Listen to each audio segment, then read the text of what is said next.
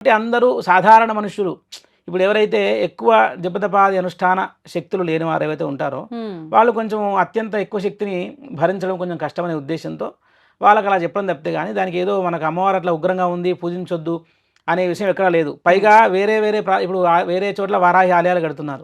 ఇప్పుడు కుర్తాలం గురుగారు మహామంత్ర స్వరూపం ఆయన గురుగారు సిద్ధేశ్వరానంద భారతీ స్వామి వారు.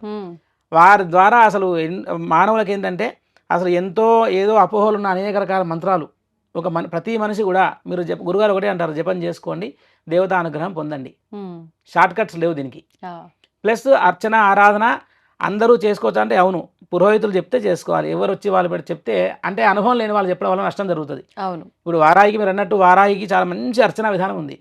నిత్యము చేసుకున్నట్టే షోడశ ఉపచార పూజలు, అష్టోత్తరము, ధూపదీప నైవేద్యాలు చాలు. ఇంకా దీనికి కన్ఫ్యూజ్ చేసేసుకొని అన్ని ఎక్కడెక్కడి మన తలలో పెట్టేసుకొని ఇది చేయాలి అది చేయాలి కాదు.